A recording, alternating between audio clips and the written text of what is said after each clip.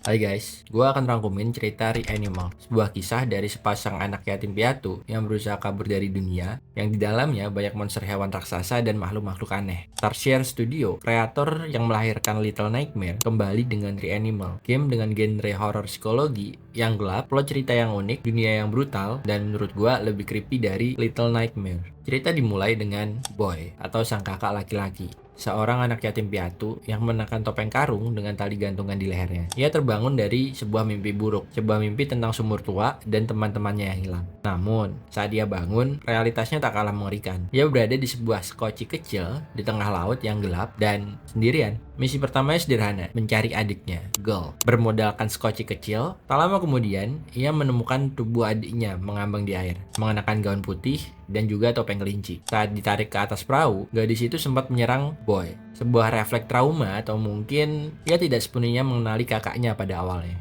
Di awal, mereka akan menyusuri sebuah laut dan melewati gunung yang terbelah sampai akhirnya menemukan sebuah pulau. Mereka punya misi untuk menemukan 3 teman mereka yang lain. Hood, si penutup kepala, Bandit, si perban, dan Bucket, anak kecil yang pakai ember di kepalanya. Perjalanan mereka terbagi menjadi pencarian spesifik untuk menyelamatkan teman-teman mereka dari cengkraman monster yang menguasai berbagai wilayah pula. Pertama, mereka akan tiba di wilayah yang dikuasai oleh The Sniffer, sosok jangkung, kurus, mengenakan setelan jas, dan topi fedora. Yang punya fetish aneh, ini mutan punya kemampuan teleport yang cukup aneh, karena dia bisa pindah-pindah lewat perut mayat. Disinilah mereka menemukan teman pertama mereka, Hood. Dalam upayanya, Hood bisa kabur sendiri sampai akhirnya mereka berkumpul di gerbong kereta tua. Namun, usaha itu jadi sia-sia karena akhirnya dia ketangkep lagi dan dibawa menggunakan truk es krim tua.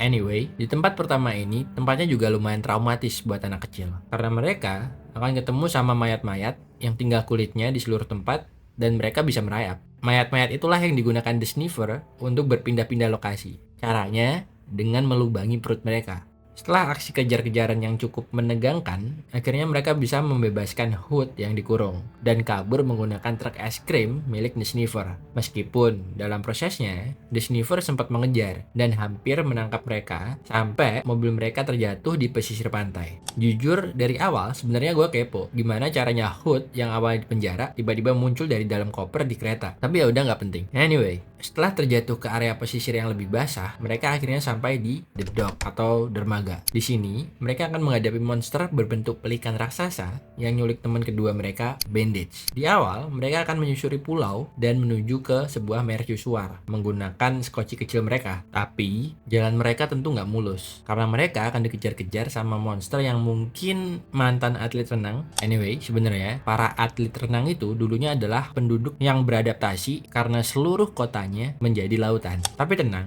nanti kita akan mendapatkan tombak yang bisa dipakai buat bunuhin para perenang itu dan ranjau-ranjau laut. Singkat cerita, setelah berhasil ngelewatin itu semua, mereka akan sampai di sebuah pesisir dan menemukan tangga yang sangat tinggi menuju ke sebuah gudang tua yang dikelilingi oleh bunga berwarna kuning. Bangunan itu ternyata adalah kandang yang dipenuhi oleh babi, dan di dalamnya ada satu babi kanibal yang bisa ngomong. Melewati bangunan itu, mereka akan sampai di sebuah mercusuar yang ternyata adalah rumah dari pelikan raksasa itu. Lehernya kayak biji gak sih? Akhirnya, mereka bisa bebasin Bandage dan kabur bareng-bareng berempat. Di sini, mereka tanpa sengaja bisa membakar pelikan itu bareng babi-babi di kandangnya. Setelah berhasil kabur dan menyusuri rerumputan yang luas, akhirnya mereka melihat sebuah halte bus. Di halte bus itu, tiba-tiba penglihatan Girl tentang domba di dalam sumur keluar. Di sini terlihat kalau domba itu bertransformasi jadi sebuah monster. Setelah Girl membaik, gak lama, ternyata beneran aja ada bus yang masih beroperasi di tempat sekeos ini.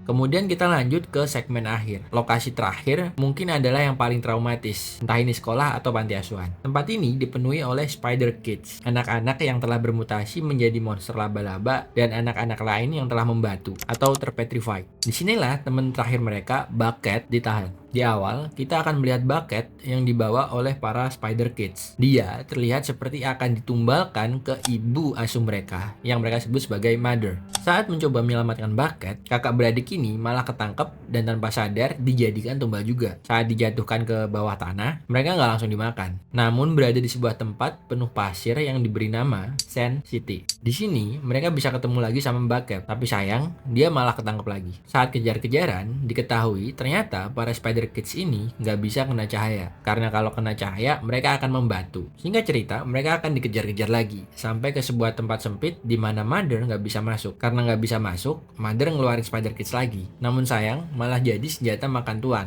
ketika dia ngeluarin anak yang bawa tombak. Dan tombak itu malah direbut sama Boys and Girl. Setelah berhasil ngelukain Mother cukup parah, mereka sadar bahwa Bucket sudah dimakan. Menyadari Bucket sudah dimakan, Boys dan Girl masuk ke perut Mother dan menusuk dia dari dalam. Sampai akhirnya mereka dimuntahkan. Setelah pertarungan sengit dan melarikan diri dari Mother atau entitas yang menjaga tempat itu, mereka berhasil menyelamatkan Bucket. Dan sekarang, kelima sekawan ini telah berkumpul kembali. Setelah selamat, di luar sekolah atau panti asuhan itu, mereka melihat ada sebuah truk militer dan akhirnya menaikinya. Di momen yang seharusnya menjadi titik balik untuk melarikan diri, sesuatu yang mengerikan terjadi pada Girl. Dia mulai kejang-kejang, di penglihatannya dia melihat domba yang sudah menjadi monster dan berusaha keluar dari sumur. Setelah Girl membaik, truk yang membawa mereka malah mengalami kecelakaan. Hal itu membuat mereka harus menyusuri jalan dan kembali ke tengah laut, tempat di mana meriam berada. Meriam itu akan mereka gunakan untuk menembak monster yang ngalangin jalan mereka. Setelah bisa lewat, di jalan mereka akan kecegat lagi, kali ini sama paus yang nggak berdaya karena nggak punya mata. Akhirnya, biar bisa lewat, mereka bantuin paus itu buat cari mata dengan cara nyelam ke dasar laut. Di dasar laut, mereka lihat ada makhluk yang dimaja dan nggak pikir panjang, langsung mereka congkel matanya.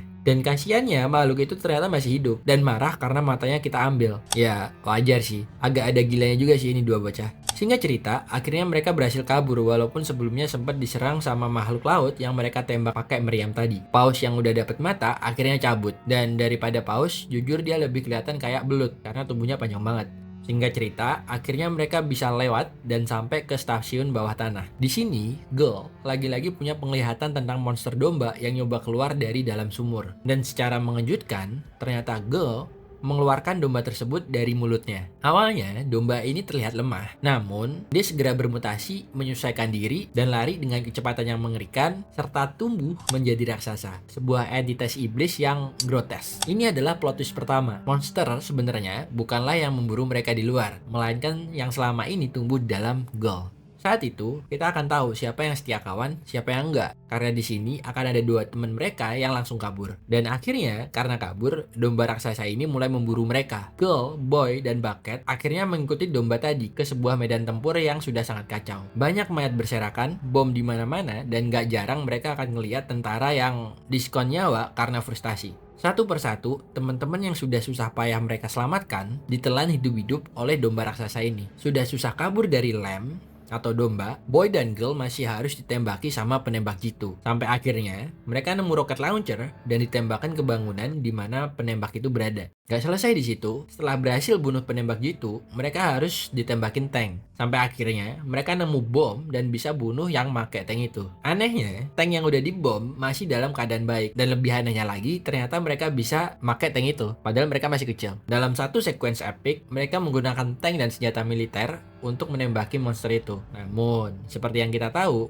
upaya pasti sia-sia, karena domba itu abadi. Pada akhirnya, setelah jatuh ke reruntuhan, Boy mati dimakan oleh Lem, meninggalkan Girl sendirian. Monster itu kemudian mengejar Girl hingga ia pun tak punya jalan keluar selain membiarkan dirinya ditelan juga. Gak lama, layar akan jadi gelap. Girl akan terbangun di dalam perut monster itu. Namun, interiornya tidak seperti organ tubuh, melainkan seperti sebuah gudang kayu atau barn yang surrealis. Di sana dia mempunyai penglihatan. Ia melihat keempat temannya, termasuk Boy, sedang berdiri menunggu. Di lantai ada lingkaran ritual dan seekor kelinci mati. Disinilah twist tergelap terjadi. Keempat temannya Girl ternyata nggak pernah anggap Girl sebagai teman. Merekalah yang menumbalkan Girl. Di masa lalu, mereka sengaja menjebak Girl dan memukulnya hingga pingsan, lalu menyeret dia, lalu dilempar ke sumur di awal game tadi. Ternyata, upaya penyelamatan sepanjang game ini adalah sebuah siklus, atau mungkin purgatory. Anak-anak ini percaya mungkin kematiannya diperlukan untuk menghentikan bencana. Dan ternyata, penyebab dari banjir di seluruh kota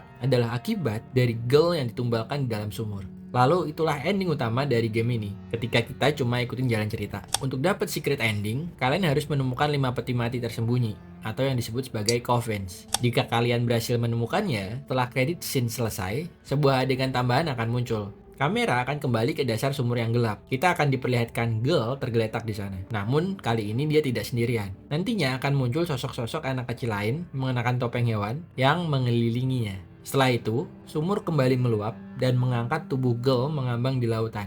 Ending ini memberikan nuansa yang lebih tragis sekaligus sedikit lebih hangat. Ini mengisyaratkan bahwa Girl tidak benar-benar jahat, melainkan korban dari keadaan. Sosok-sosok itu mungkin adalah jiwa anak-anak lain yang juga dikorbankan di sumur itu sebelumnya. Mereka menyambutnya ke dalam limbo atau siklus kematian mereka. Ini menegaskan bahwa dunia Reanimal adalah neraka yang diciptakan dari trauma anak-anak yang tak berdosa. Dalam game ini, anak-anak dihasut dan dimanfaatkan untuk membangkitkan entitas yang mereka sendiri nggak tahu itu apa. Di akhir, kita juga akhirnya bisa paham kenapa di awal game, Girl mencoba menyerang Boy. Tapi, gimana kalau menurut kalian? Tulis teori kalian di kolom komentar di bawah. Thanks for watching, bye-bye.